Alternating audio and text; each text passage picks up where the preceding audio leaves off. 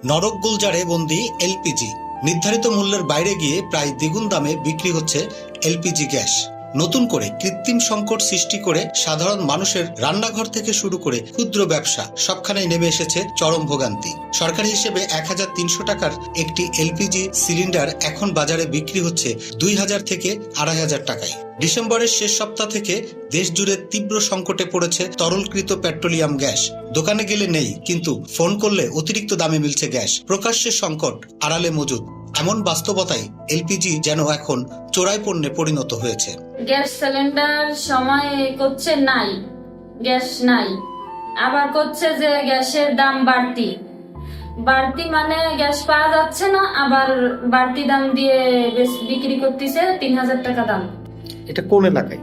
বাড্ডা এলাকায়। গ্যাস না থাকাতে অনেক প্রচুর পরিমাণ কষ্ট হচ্ছে, মানে রাত জেগে পাক করা লাগতেছে, সময় মতো গ্যাস পাওয়া যাচ্ছে না, গরম কোনো খাবারও খাওয়া যাচ্ছে না, অনেক কষ্ট হচ্ছে আমাগো। অধিকাংশ দোকানে সারি সারি খালি সিলিন্ডার সাজানো, অথচ একই দোকান থেকেই কয়েক ঘন্টা পর বাড়তি দামে সরবরাহ করা হচ্ছে গ্যাস। এতে স্পষ্ট বাজারে গ্যাসের মজুদ আছে, কিন্তু কৃত্রিমভাবে আড়াল করে রাখা হচ্ছে। ডিসেম্বরের চাহিদার তুলনায় প্রায় 40% কম এলপিজি আমদানি হওয়ায় সংকটের সুযোগ নেয় এক শ্রেণীর অসাধু ব্যবসায়ী। গত 8 জানুয়ারি সরবরাহ বন্ধের ঘোষণার পর কর্মসূচি প্রত্যাহার হলেও বাজারে তার কোনো ইতিবাচক প্রভাব পড়েনি। ভোক্তা অধিকার সংশ্লিষ্টরা বলছেন এটি সুস্পষ্ট কৃত্রিম সংকট, তবে বাজার তদারকিতে কার্যকর উদ্যোগের অভাব রয়েছে। কোথাও কোথাও অভিযান হলেও তা সংকট মোকাবেলায় যথেষ্ট নয়। সংকট সামাল দিতে সরকার G2G ভিত্তিতে এলপিজি আমদানির উদ্যোগ নিয়েছে বাংলাদেশ পেট্রোলিয়াম কর্পোরেশন। গত 10 জানুয়ারি এ বিষয়ে অনুমতি চেয়ে চিঠি দিয়েছে বিদ্যুৎ, জ্বালানি ও খনিজ সম্পদ মন্ত্রণালয়।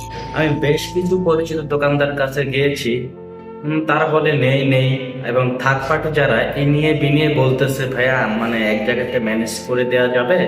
তো না, দিন শেষে আর কি মনে করেন যে 1200-1400 টাকা গ্যাসটা আমাদের এই 2800-3000 টাকা হলে নেওয়া সম্ভব, মানে এটাই বোঝাতে চাচ্ছি।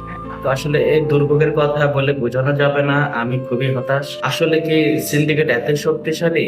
আর এই সিন্ডিকেট কেন ভাঙতে পারতেছে না দেশে যারা আপনার শাসন ব্যবস্থায় আছেন?